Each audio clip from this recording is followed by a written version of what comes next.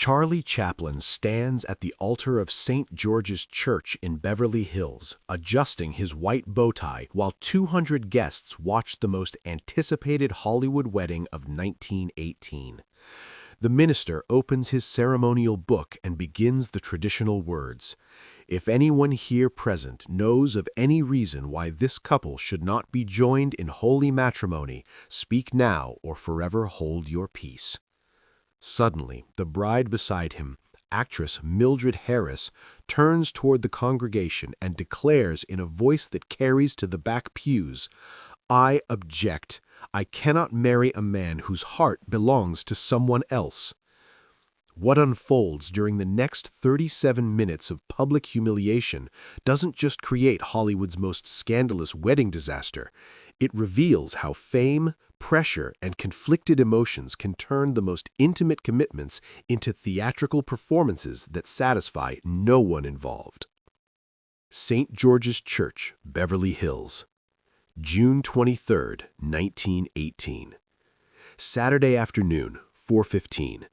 The church represents everything glamorous about Hollywood's golden age.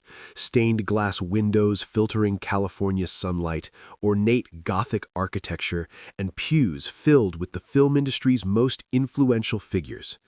This wedding has been planned as both a personal ceremony and a publicity event designed to enhance both participants' careers.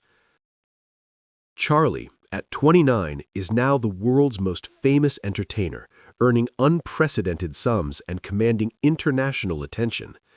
His marriage to Mildred, a 17-year-old actress with growing popularity, has been orchestrated partly by studio executives who believe the union will benefit both their public images. But the relationship began under complicated circumstances. Mildred became pregnant during their brief romantic involvement, creating social pressure for immediate marriage regardless of their emotional compatibility.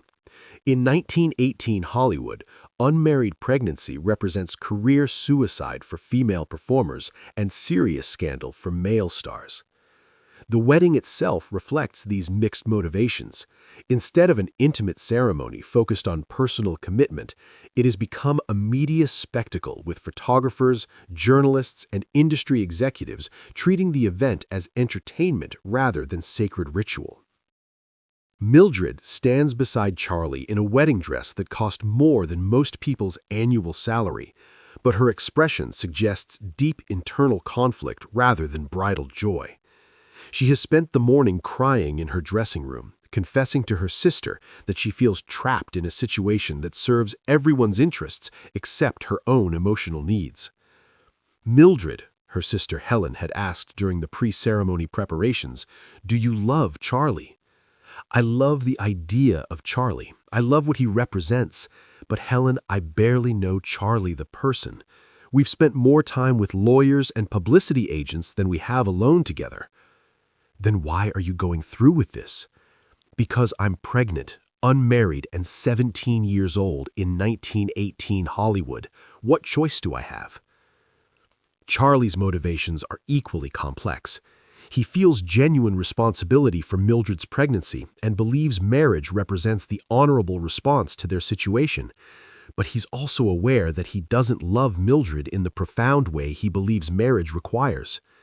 More troubling, Charlie remains emotionally attached to Edna Proviance, his frequent co-star and former romantic partner. Their relationship ended officially 6 months ago, but Charlie continues to think about her constantly, comparing every interaction with Mildred to his deeper connection with Edna. As the ceremony proceeds, Charlie tries to focus on the moment rather than his conflicted feelings. He repeats his vows with appropriate solemnity, but the words feel like lines from a script rather than authentic personal commitment.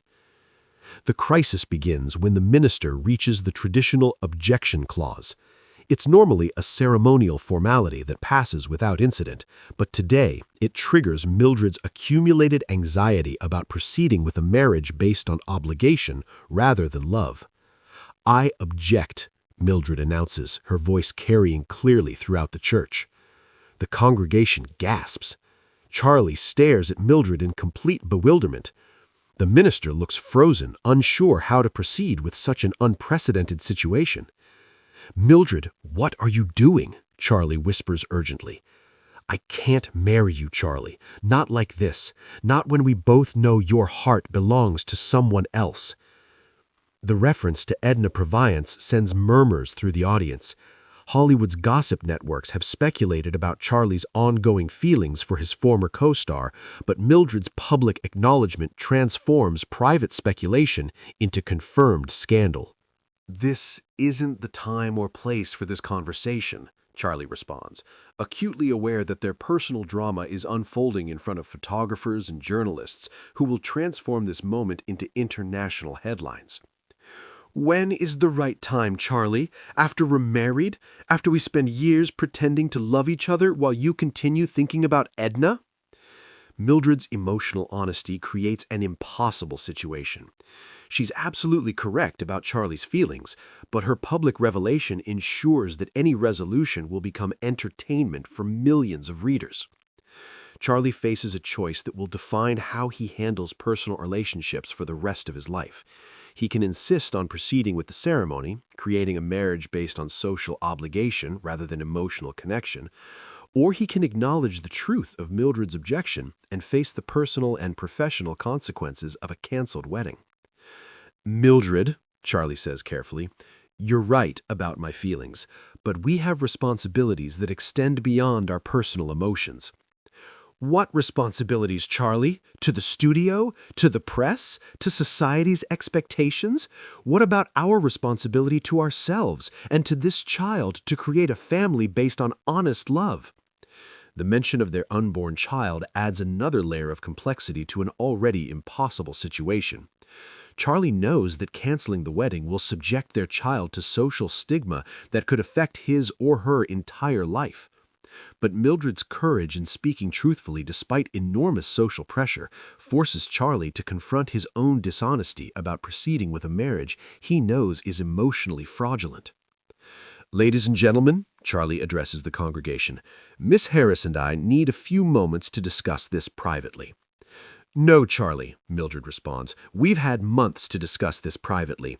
I want everyone to understand that this decision comes from honesty, not from caprice or dramatic impulse."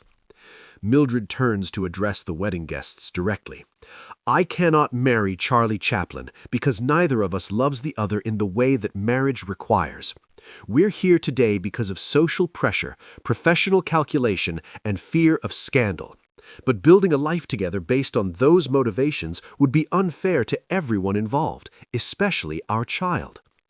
Her statement represents extraordinary courage for a 17-year-old actress in 1918.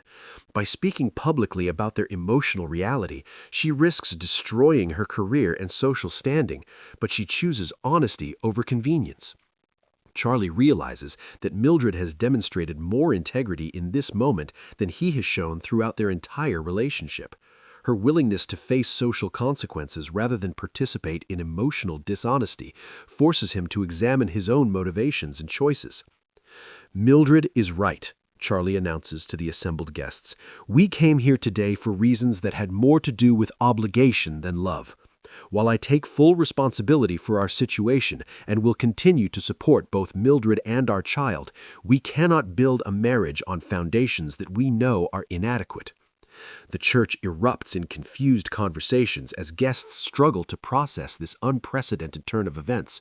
Photographers capture every moment of the drama, ensuring that Charlie and Mildred's personal crisis will become global entertainment. But something remarkable happens in the aftermath of their canceled wedding. By choosing honesty over convention, both Charlie and Mildred discover a respect for each other that their previous relationship had lacked. "Thank you," Charlie says to Mildred as they leave the church together, "for having the courage to speak truthfully when I couldn't. Thank you for supporting my decision instead of forcing me to proceed." Over the following months, Charlie and Mildred worked together to create a co-parenting arrangement based on mutual respect rather than romantic obligation. They never marry, but they develop a genuine friendship that serves their child better than a forced marriage would have. The canceled wedding becomes one of Hollywood's most discussed scandals, but it also establishes Charlie's reputation for prioritizing authenticity over public relations. His willingness to face professional embarrassment rather than proceed with an emotionally dishonest marriage earns him unexpected respect from colleagues who value integrity over image management. Years later, when interviewers ask Charlie about the dramatic wedding cancellation, he credits Mildred with teaching him that personal relationships require emotional honesty, regardless of social or professional consequences. That day at St. George's Church taught me that the most important commitments in life cannot be based on obligation, fear, or public pressure. Mildred's courage in speaking truthfully saved us both from years of unhappiness. What's the most important lesson from that experience? That authentic relationships require the courage to be honest about your feelings, even when honesty creates immediate difficulties. Living truthfully is always preferable to maintaining comfortable lies. The 37 minutes between Mildred's objection and their departure from the church proved that sometimes the greatest act of love is refusing to proceed with a commitment that you know is emotionally inadequate, regardless of how much easier it would be to simply follow social expectations.